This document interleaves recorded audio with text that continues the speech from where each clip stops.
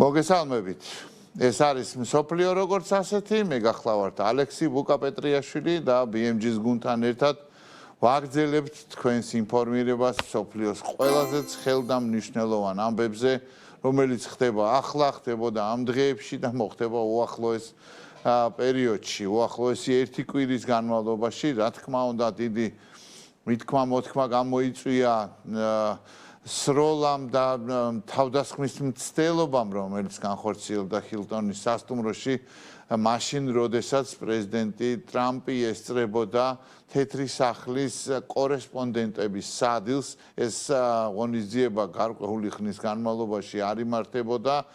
ამ წელს გადაწყვიტა პრეზიდენტმა ტრამპმა და კალიფორნიიდან მასწავლებელი ესტუმრა შეიარაღებული, ასე არის ამ წუთის მდგომარეობით ეს ინფორმაცია ცნობილი, დაცვა მიმუშავაც სპეციალურმა სამსახურმა შესაბამის დონეზე და რა თქმა უნდა ჟურნალისტების და სხვა დამსწრეებისთვის გულდასაწყვეტი იყო, რომ ამ ღონისძიების შეწყვეტა გახდა აუცილებელი, თავად დონალდ ტრამპმაც განაცხადა, რომ ბევრი იზრუნა და იბრძოლა იმისთვის, რომ ღონისძიება გაგრძელებულიყო, მაგრამ ვერ დაარღვევდა პროტოკოლს და გადადო და აუცილებლად დაპირდა საზოგადოებას, რომ აუცილებლად გაიმართება ეს ღონისძიება. რაც შეეხება სხვა ყველაზე მნიშვნელოვან ამბებს, ისლამაბადში იმყოფებოდა ირანის საგარეო საქმეთა მინისტრი არაქჩი, რომელმაც ახალი წინადადებები ჩაიტანა ის შეხვდა მხოლოდ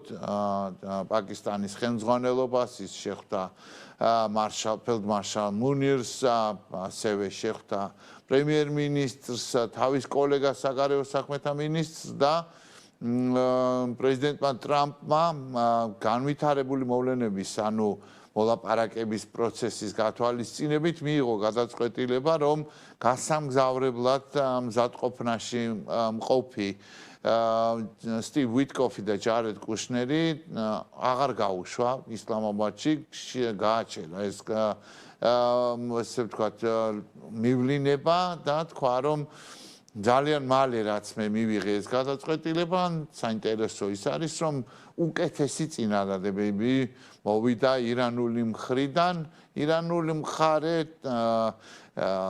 როგორც ვრცელდება მედიაში ითხოვს, რომ გარკვეულწილად იქნებ რამენაირად ტონში არბილოს, რიტორიკაში არბილოს პრეზიდენტმა ტრამპმა, იმიტომ რომ ასე უფრო შეიძლება ესე ხისტი პოზიციის მქონე, უფრო ხისტი და მკაცრი პოზიციის მქონე, უნებრივია ძირითადად ეს არის რევოლუციის გუშაქთა კორპუსის ხელმძღვანელი გენერალი ვაჰიდი და მისი ჯგუფი, რომ მათი ესე ვთქვათ შემოერთება შესაძლებელი იყოს შემდგომი მოლაპარაკებების განსახორციელებლად. ბლოკადა გრძელდება, ბლოკადა ხდება ამერიკის შეერთებული შტატების შეიარაღებული ძალების ძალიან სერიოზული მონაწილეობით, 3 ავიამზიდი დიდი ხნის მანძილზე არ ყოფილა არც ერთ ოპერაციაში, დეკადების მანძილზე არ ყოფილა არც ერთ ოპერაციაში ჩართული, ახლა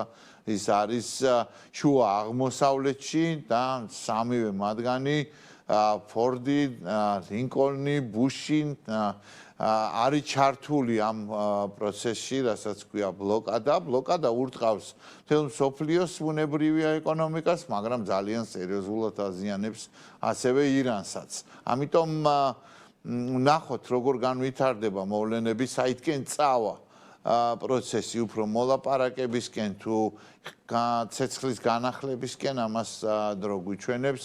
ისრაელმა კი დარტყმა მიიტანა ჰეზბოლას ობიექტებზე ლივანში და მან გასცა ნეთანიაჰუმ გასცა პრემიერ-მინისტრმა განკარგულება და ძალიან მძიმე დარტყმები მიაყენა ისევ იმის შემდეგ, რაც გამოცხადდა ცეცხლის შეწყვეტის შეთანხმების გადავადების შესახებ.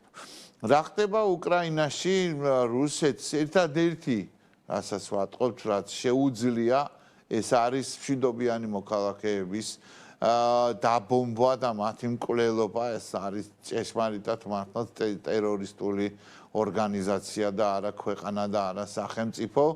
გასულ უქმეებზე იყო ასეთი ძალიან სერიოზული თავდასხმა დნიპროზე, დაიღუპენ მოქალაქეები, დაშავდნენ ათეულობით უკრაინის მოქალაქე, დნიპროს მოქალაქეები დაშავდნენ, მათ შორის არიან მცირეწლოვანი ბავშვებიც. ეს ერთადერთი არის ის პასუხით შეუძლია იმაზე, თუ რასაც აკეთებს უკრაინა. უკრაინა რეკორდი მოხსნა შეიძლება ითქვას ეკატერინბურგში და ჩელიაბინსკში, რომელიც არის დაახლოებით 1800 კილომეტრის დაშორებით უკრაინა-რუსეთის საზღვრიდან. მთელი რუსეთის ტერიტორია, ევროპული ნაწილი გადაიფრინა და მიწვდა რუსულ ობიექტებს სწორედ რომ შორეულ აღმოსავლეთში. გარდა ამისა, იაროსლავში სიდიდით მეოთხე ნავთობ გადამამუშავებელ ქარხანას და რეზერვუარებზე მიიტანეს დარტყმა. ეს რაც შეეხება ფრონტის ნაწილს, ფრონტის ხაზიდან შესაძლებელი გახდა პირველად უნიკალური ოპერაცია განხორციელდა ისტორიაში პირველად დისტანციურად მართული რობოტების მიერ მოხდა კონკრეტული ტერიტორიის გათავისუფლება და რუსი თავდამსხმელების ტერორისტების აყვანა ტყვეთ. ასეთი რაღაცეებიც უკვე პრაქტიკაში ინერგება უკრაინის მხრიდან. უკრაინა ტექნოლოგიური მიმართულებით მიიწევს წინ, იღებს ძალიან სერიოზულ ადგილს სწორედ ამ მიმართულებით სამხედრო სამრეწველო კომპლექსში, როგორც უკრაინის უსაფრთხოების უზრუნველყოფაზე, ისე ევროპული კავშირის, ევროპის და არა მხოლოდ ის აფორმებს კონტრაქტებს იაპონიიდან დაწყებული, საუდის არაბეთით დამთავრებული და ფიქრობ რომ სურვილები კიდევ ბევრი იქნება. პრეზიდენტ ზელენსკის ძალიან თბილი მიღება მოუწყო პრეზიდენტმა ალიევმა, სადაც გაფორმდა 6 შეთანხმება, მათ შორის ერთი არის სამხედრო სამრეწველო სფეროში, შეთანხმდნენ აზერბაიჯანი და უკრაინა ერთობლივად იარაღის წარმოების შესახებ. თავად რუსეთში ინტერნეტის გათიშვა, ინტერნეტის სიჩქარის დაგდება, ყველაფერი ეს რა თქმა უნდა ალბათ პუტინის შიშებით გამოწეული, მაგრამ რაც ხდება ახლა კონკრეტულად, ხო, ეს არის ერთგვარი პარალიზება რუსეთის ფუნქციონირებადი სისტემების, რომელიც პირდაპირ მიმული არის ინტერნეტზე, ტელეგრამი ისედაც გათიშულია, Z ბლოგერები, რუსი პროპაგანდისტები ერთი მეორეს მიყოლებით ჩივიან, აკრიტიკებენ სამხედრო ხელმძღვანელობას, ეკონომისტები აკრიტიკებენ სამთავრობო ეკონომიკურ გუნდს. თავად პუტინიც საუბრობს იმაზე, რომ უნდა დაიქოქოს ეკონომიკა, იმიტომ რომ გაჭედილია და ყველაფერი უნდა გაკეთეს იმისთვის, მოყავს რაღაც მაგალითები, რომ ყველაფერი ფრონტისთვის და ასე შემდეგ. მაგრამ რა კონტურებს იძენს ეს, რა ხდება და რა შეიძლება მოხდეს უახლოეს მომავალში. გენადი ზუგანოვმა, კომუნისტური პარტიის ლიდერმა, არ მეგონა თუ მის ციტირებას მოვახდენდი ნამდვილად, მაგრამ რუსეთის დუმიდან მოუწოდა მთავრობას, რომ გაფრთხილებთ კიდევ ერთხელ, თუ შემოდგომამდე მდგომარეობა არ გამოსწორდება, შემოდგომაზე მიიღებთ იმას, რაც მოხდა 1917 წელს, მოგეხსენებათ ყველას რევოლუცია და ეს არ არისო ჩვენთვის კარგი, კომუნისტმა ზუგანოვმა თქვა. ამ რუსეთის ვითარებაზე, შესაძლო სცენარებზე, რუსეთ-უკრაინის ომის განვითარების შესაძლებლობებზე და პერსპექტივებზე ზუსტად მოვიწვიეთ დღეს სასაუბროთ ჩემი კოლეგა, დიპლომატი, ელჩი, ციფრული დიპლომატიის ინსტიტუტის ხელმძღვანელი მალხაზ მიქელაძე. მოგესალმები, მალხაზ გამიგზელდა სიტყვა, მაგრამ ბევრი რამ ხდება მსოფლიოში, ამიტომ მოგესალმები და პირდაპირ დავიწყოთ, რა ხდება რუსეთში და რა შეიძლება მოხდეს. მოგესალმებით, მივესალმებით თქვენს მსმენელს, რომელიც ცდილობს მსოფლიოში არსებულ ქაოსში გარკვევას. მადლობელი ვარ მოწვევისათვის გადაცემაში, სადაც ყველა მოვლენას თავის სახელს უწოდებთ. ამდენად დავიწყოთ რუსეთიდან. რუსეთი იმყოფება საკმაოდ რთულ ვითარებაში, შეიძლება ეს ჯერ არ არის კოლაფსი, მაგრამ აშკარად იგრძნობა გადაღლილობა ომისა და საომარი მდგომარეობისაგან. რამდენიმე მოვლენებზე გავამახვილებ ყურადღებას და შესაბამისად მოდით გავაანალიზოთ სწორედ ეს მოვლენები, ვინაიდან ჩვენს მსმენელს საკმაოდ კარგი ინფორმაცია აქვს ინტერნეტში ჩვენთან ჯერჯერობით მოქმედებს და შესაბამისად გვაქვს საშუალება გავიგოთ რა ხდება მსოფლიოში. პირველ რიგში ლავროვის ინტერვიუებზე გავამახვილებ ყურადღებას, რომელიც პარასკევს ჩატარდა.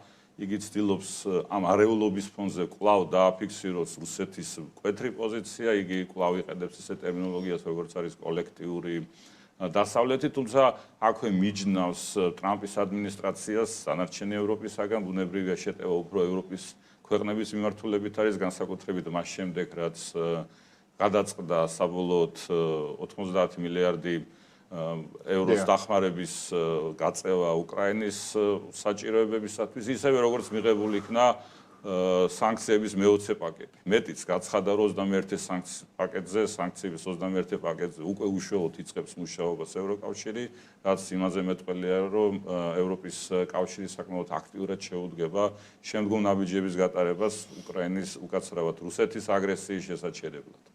აქვე ლავროვი აღნიშნავს, რომ იგი კვლავ მიიჩნევს აუცილებლად პირველადი მიზეზების გადაწყვეტის აუცილებლობა და რატომღაც ხაზს უსვამს, რომ ტრამპის ადმინისტრაცია ამ მიდგომებსაც იზიარებს.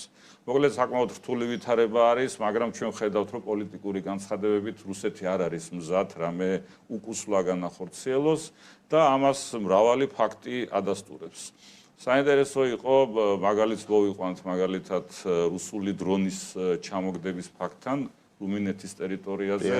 ბოლომდე არ არის გარკვეული რის შედეგად მოხდა ამის ჩამოგდება, თუმცა საინტერესო არის, რომ ამ დრონის შესაჩერებლად ჰაერში აწეული იქნა გაერთიანებული სამეფოს მოიერიში თვითმფრინავები, რაც იმას ნიშნავს, რომ პოზიცია საკმაოდ გამკაცრდა რუსული მსგავსი ესეთ ძალადობრივი აქტების მიმართ. მანამდე დაფიქსირდა, ხო? ჩამოვარდა ეს დრონი, თუმცა თავიდან იყო ინფორმაცია, თქოს უშუალოდ ბრიტანულმა მოიერეში თვითმფრინავმა ჩამოაგდო, შემდგომ როგორც ირკვევა, სავარაუდოდ მოხდა GPS სისტემის გათიშვარის გამოც დაკარგა მან ესე ვთქვათ კონტროლი და დაეშვა რუმინეთის ტერიტორიაზე. რადიოლოკაციური ბრძოლის საშუალებით. თვითონ ეს ფაქტი მეტყველებს იმაზე, რომ თუ ადრე პოლონეთის საჰაერო სივრცის დარღვევაზე ნატო მაგალითად გამოთქვამდა ერთგვარ შეშფოთებას, აქ უკვე გარკვეულ ქმედებებზე გადავიდა. საინტერესოა, რომ მსგავს ამ კითხვაზე პასუხად ზახაროვმა განაცხადა, რომ მათ არ იციან ზუსტად რაც ეყნობა ის გამოწვევა, ის ბრალდება, რომ ეს იყო რუსული დრონი. რეალურად უარყვეს კიდევაც თვითონს მათ არ ეკუთვნოდათ ეს დრონი. ეს უკვე უკუდახევას ნიშნავს, აქ უკვე ნატომ კაფიოდ დააფიქსირა, რომ მისი საჰაერო სივრცე აღარ მოითმენს ესე ვთქვათ შემოჭრას თავის ტერიტორიაზე. მეორე მნიშვნელოვანი მომენტი და მე ვფიქრობ, აქ ყურადღება უნდა გავახვილოთ, ეს არის ცნობილი ბლოგერის ვიქტორია ბონიას მიმართვა პუტინის მიმართ. აქ რამდენიმე ფაქტზე გავამახვილებ თქვენს ყურადღებას. პირველი ის, რომ ალბათ ვიცით ყველამ კარგად რა ხდება რუსეთში, როგორი კონტროლი აქვს სპეციალურ სამსახურებს და ვიქტორია ბონიას ვიდეოს ესე ვთქვათ ჩახშობა რუსეთის სპეცსამსახურებისთვის ძალიან რთულ საქმეს არ წარმოადგენდა, მაგრამ ესე არ მოხდა. აქ მნიშვნელოვანი არის, რომ ალბათ გარკვეული ძალები დაინტერესებული იყვნენ ამ მიმართვისა, რომ განეხორციელებინა ერთგვარი გამიჯდა. მე ვფიქრობ, აქ სახეზე გვაქვს ერთგვარი შიდა პოლიტიკური ბრძოლა სპეცსამსახურების ძალოვნების ბლოკისა და ეგრეთ წოდებული ტექნოკრატებს შორის, როდესაც ესე ვთქვათ, უნგრეთში წარუმატებელი ნაბიჯების შედეგად ძალოვნებმა საკმაოდ დიდი იერიში მიაყენეს კირიენკოს გუნდზე, მიშუსტინის გუნდზე, ტექნოკრატების გუნდზე, ვინაიდან ამ ოპერაციებს სწორედ ეს ბლოკი აკონტროლებდა თავისი სულკოვის მივლინების კუთხითაც, თუმცა ამ წარუმატებელმა შედეგებმა არჩევნების ხატყო, რომ ტექნოკრატების შესაძლებლობები არ არის განუსაზღვრელი. ვიქტორია ბონია სწორედ მსგავს სამსახურებთან აქტიური თანამშრომლობით გაითქვა სახელი და ბუნებრივია მისთვის არ წარმოადგენდა სირთულეს ამ მიმართვას, მაგრამ მეორე ფაქტზეც გავამახვილებ ყურადღებას, იგი შეეხო VPN-ის და მთლიანად Telegram-ის და Instagram-ის შეზღუდვის ფაქტს.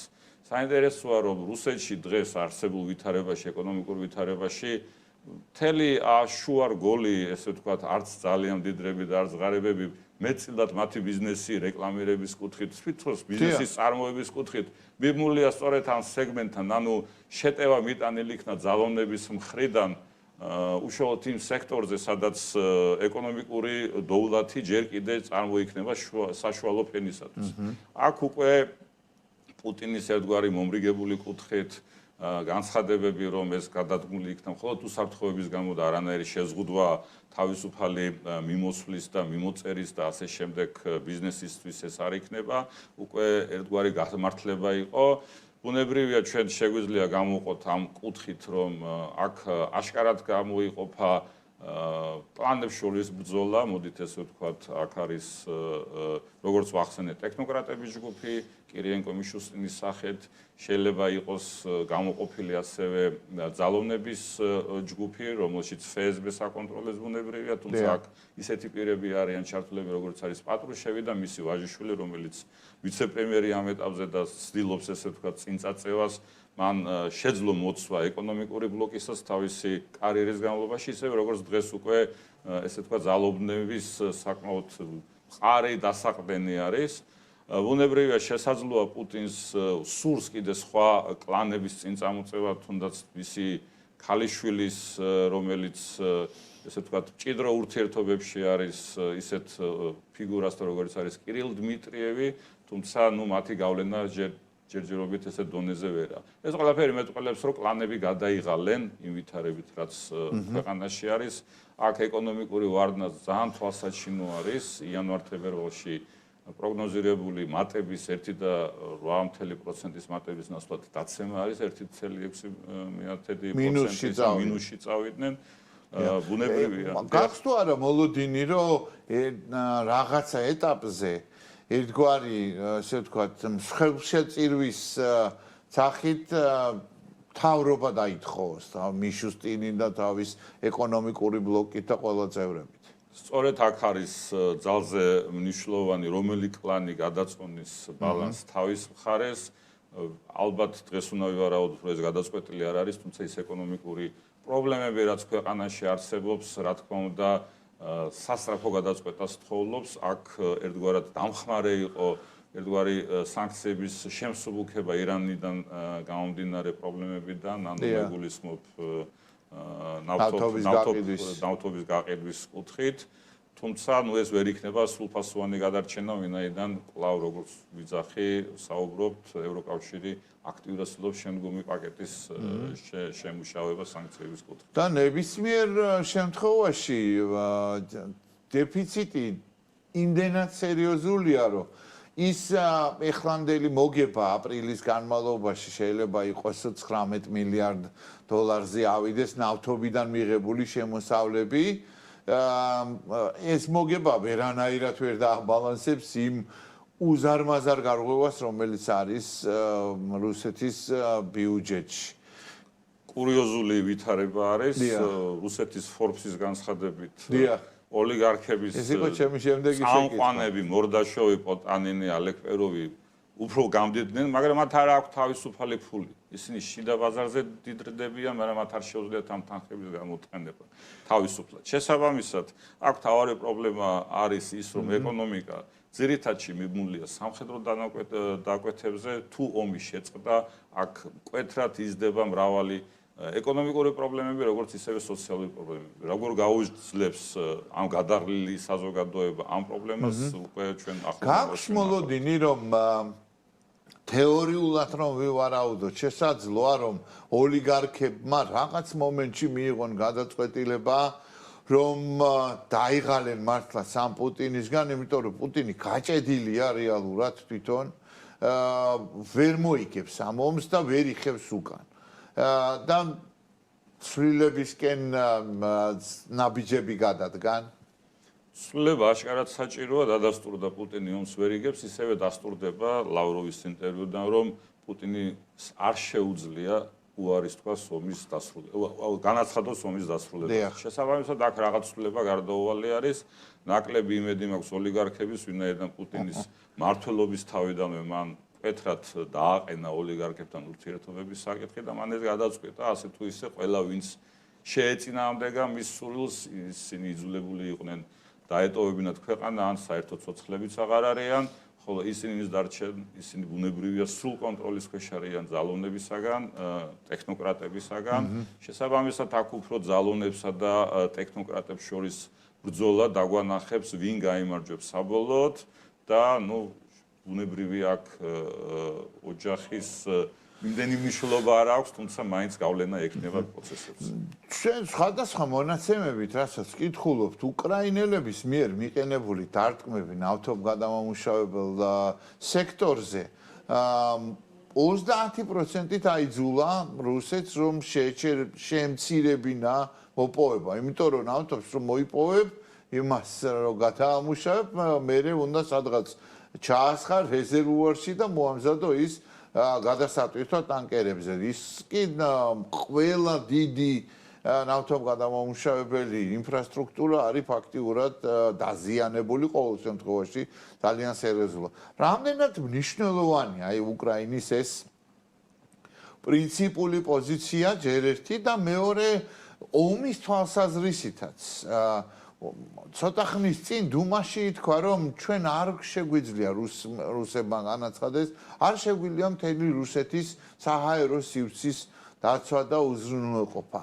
ეს ფიქრობ რომ გაგრძელდება, გაღრმავდება და შეიძლება რაღაცა გარდატეხის მომენტით შეიტანოს ამ ყველაფერში ეს წერტილოვანი დარტყმები?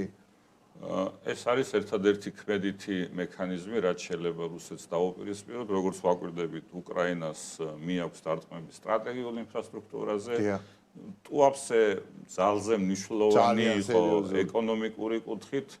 ბლოგერები საუბრობდნენ, რომ კოსმოსიდან ჩანდაო ეს აფეთქებებიო და პუტინმა როგორ ვერ გაიგო ეს ბუნკერშიო, ესეთი ხუმრობებიც იყო ზი ბლოგერებისაგან. მაგრამ აქ საინტერესო არის, რომ თვითონ რუსეთის მხრიდან ამის საპასუხოდ მშვიდობიანი მოსახლეობის სამწუხარო ფაქტების გარდა დაპირისპირების ხაზზე გარკვეული შესაძლოა გადაადგილებები დროებითი იმდენად უმნიშვნელოვანოა არის და იმდენად ძვირად ღირებული არის, რომ ფაქტობრივად ეს კიდევ უფრო ზრდის იმ გადაღლის პროცესს, რადგან მე წინა დონეზე ვსაუბრობდი. აქ ემატება ბუნებრივია რუსეთს ვალდებულებები აქვს ირანთან, ირანს თავისი ნავთობი ვერ გააქვს, სწორედ თქვენ საუბრობდით ირანის საგარეო მინისტრის წამოსვლას ისლამაბადიდან ის ომანს ეწვია, იმის შემდეგ ისევ პაკისტანში უნდა ჩავიდეს, რის შემდეგ მიმდინარეობს საუბარი, რომ იგი გადაფრინდეს მოსკოვში, რათა შეხვდეს რუსეთის ხელისუფლებას. ეს საინტერესო ფაქტია. ირანს ახლა ეს საჭიროება, ეს ნავთობით კასპიის გავლით შესაძლო ნავთობით ვაჭრობა, იმიტომ რომ სრუტის მხარე მთლიანად დახურული არის ამერიკელი ავიამზიდების მიერ. შესაბამისად, აქ გარკვეული საერთაშორისო ვალდებულებებიც აიძულებს რუსეთს, რომ ნაბიჯები გადადგას და დაეხმაროს თავის პარტნიორს, ამ შემთხვევაში ირანს, რაც კიდევ უფრო ამცირებს იმ დაშვებას, რაც ტრამპმა მისცა მას მოსუსტებით იმ სანქციებისა, რაც დააწესა ამერიკის შეერთებულმა შტატებმა. შესაბამისად, დაღლილობას ეზრდის და ეს არის ის სწორი რეაგირება უკრაინის მხრიდან, რასაც ჩვენ თვალყურს ვადევნებ და უკვე შედეგიც ახლოს ჩანს უმალე, ალბათ ამ დაპირისპირება უფრო კონკრეტულ საფრთხეებს, საკითხებს და საზღვრებს მიიღებს. მე ვფიქრობ, რომ აქ იქნება გადაწყვეტი მნიშვნელობა, ვინ შეძლებს პუტინის ჩანაცვლებას შემდგომ ეტაპს. ნახოთ, ძალიან საინტერესო დასასრულია ჩვენი საუბრის. იმედი მაქვს, რომ კიდე მოგიწევთ უკვე შეფასებით იმ პროცესების და განვითარების, რაც შეიძლება მოხდეს რუსეთში. დიდი მადლობა. ჩვენი სტუმარი იყო მალხაზ მიქელაძე, ელჩი, ციფრული დიპლომატიის ინსტიტუტის ხელმძღვანელი. ძალიან დიდი მადლობა საინტერესო ანალიზისთვის. მე გემშვიდობებით მომავალ ორშაბათამდე.